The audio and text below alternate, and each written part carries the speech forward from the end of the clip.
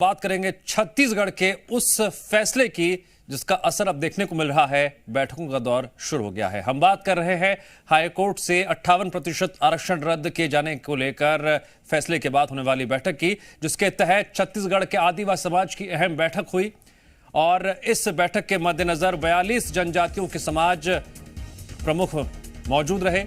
बैठक में आगे की रणनीति को लेकर मंथन हुआ।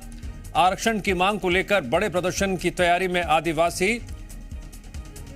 तस्वीरें आप देख रहे हैं उस बैठक की, जिसमें आरक्षण की मांग को लेकर बड़े प्रदर्शन की तैयारी पर मंथन भी हुआ, चर्चा भी हुई और आगे की प्लानिंग भी हुई। इस बैठक में 42 जनजातियों के समाज प्रमुख शामिल हुए थे और उनकी मौजूदगी में इस मसले पर चर्चा हुई कि हाईकोर्ट से 58% आरक्षण रद्द किए जाने के बाद आगे अब क्या रणनीति होनी चाहिए, आगे क्या कदम उठाए जाने चाहिए। एक प्रमुख बात निकलकर जो सामने आ रही है इस बैठक से, जो रणनीति बनी है, आरक्षण की मांग को लेकर बड़े प्रदर्शन की तैयारी अब आदिवासी कर रहे हैं।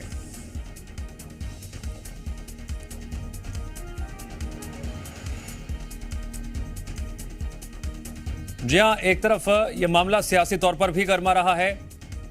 बीजेपी कांग्रेस को घेर रही है, कांग्रेस बीजेपी को, और दूसरी तरफ अगर हम बात करें आदिवासी समाज की, तो आदिवासी समाज ने भी अब अहम बैठक कर आगे की रणनीति बनाई है। हाईकोर्ट से 58% आरक्षण रद्द किए जाने के बाद आदिवासी समाज ने एक बड़ी बैठक की है, जिसमें 42 जनजातियों के समाज प्रमुख मौजूद रहे। उनकी मौजूदगी में इस बात को लेकर मंथन हुआ कि आगे अब क्या करना है। सबसे बड़ी खबर निकलकर यह सामने आ रही है इस बैठक से कि आरक्षण की मांग को लेकर आदिवासी समाज आने वाले दिनों में बड़े प्रदर्शन की तैयारी कर रहा है। तो क्या यह रणनीति आने वाले दिनों में क्या असर दिखाएगी? जिस तरह से इस पूरे मामले को लेकर सियासत गर्माती आई है, कांग्रेस बीजेपी पर और बीजेपी कांग्रेस पर निशाना साधती रही है। बीजेपी का आरोप है कि कांग्रेस सरकार ने मजबूती के साथ कोर्ट में पक्ष नहीं रखा और इसी के तहत आरोप सरकार की तरफ से भी है, पूर्व की रमन सरकार पर भी। अब ऐसे में यह बैठक क्या आने वाले दिनों में सरकार के लिए और बड़ी मुश्किल खड़ी कर सकती है, यह देखना बेहद अहम होगा।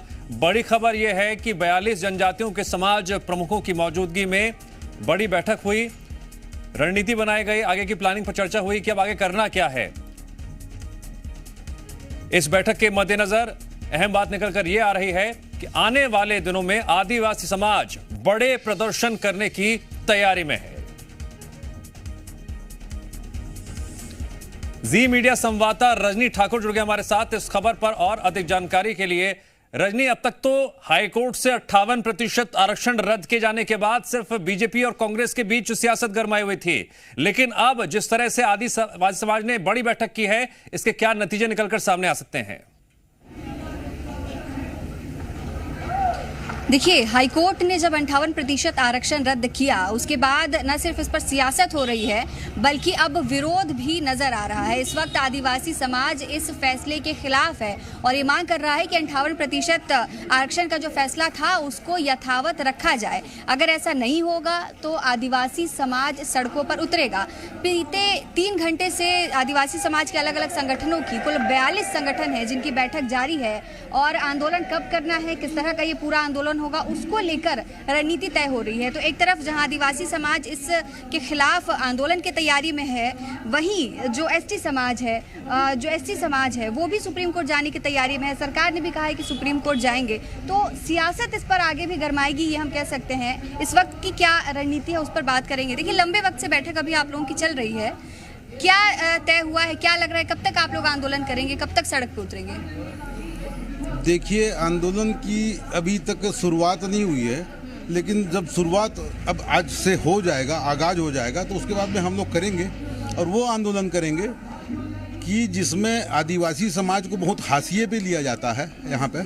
और हम ये कहते हैं कि सरकार के साथ में कभी भी आदिवासी समाज जो है इतना मुखर विरोध कभी नहीं कर पाया अनेकों मुद्दों में। आज वो मुद्दा आ गया है जिसमें सरकार ने अपना पक्ष नहीं रख के इससे पहले कि मैं आपको बता आप दूं, मानते हैं कि जो आरक्षण रद्द हुआ सरकार की नाकामी है, सरकार ने पक्ष को मजबूती से नहीं रखा, इसलिए आरक्षण रद्द हुआ? 100% सही है, 100% सही है कि सरकार ने अपना पक्ष अगर मजबूती से रखा होता तो आरक्षण अभी यथावत रहता। अच्छा देखिए, चुनाव में 1 साल का वक्त लगभग रह गया है, तो क्या लगता है कि अगर ये फैसला नहीं बदलता है, आरक्षण रद्द जो किया गया है वो फैसला वापस नहीं होता है, तो चुनाव में आप लोगों की नाराजगी नजर आएगी? बिल्कुल नजर आएगी, आएगी नजर।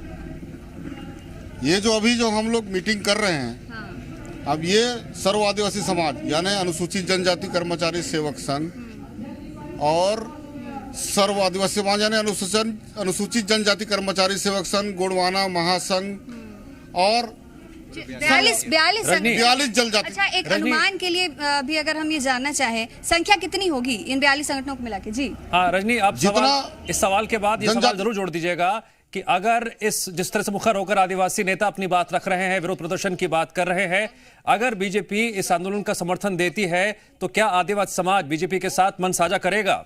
80 लाख है, वो सब रहेंगे। बिल्कुल, देखिए 80 लाख की संख्या है, बड़ी संख्या है, और छत्तीसगढ़ में आदिवासी वोट बैंक जो है वो काफी बड़ा है।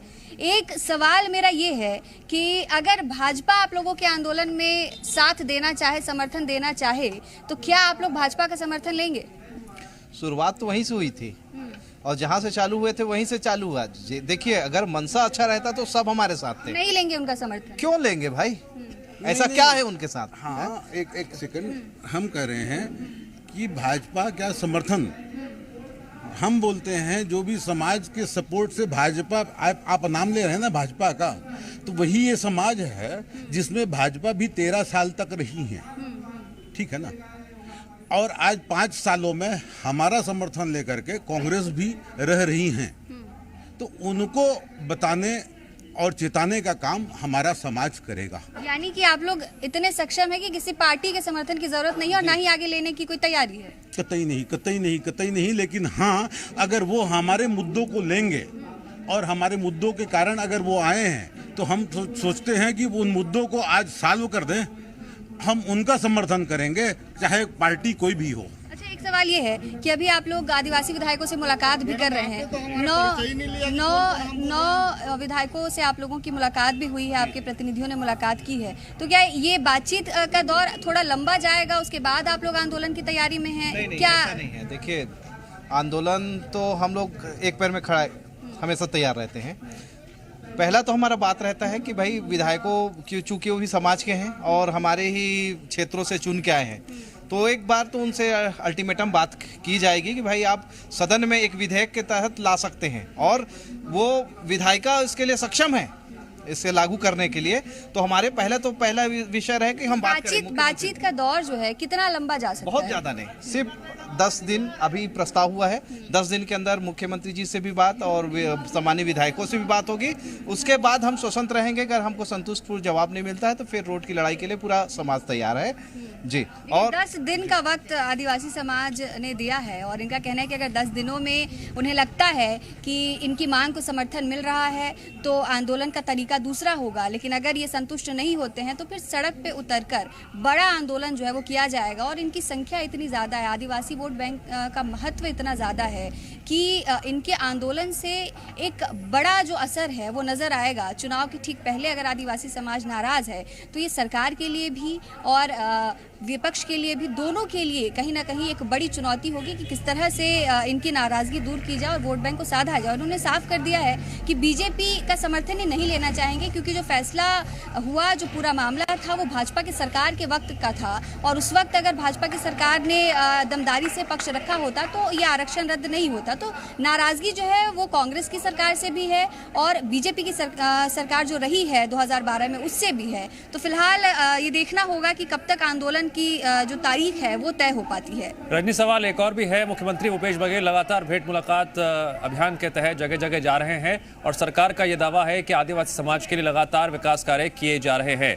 तो क्या आदिवासी समाज की लड़ाई सिर्फ और सिर्फ आरक्षण के लिए है या विकास कार्यों के लिए भी है? आने वाले दिनों में विरोध प्रदर्शन कितना उग्र हो सकता है?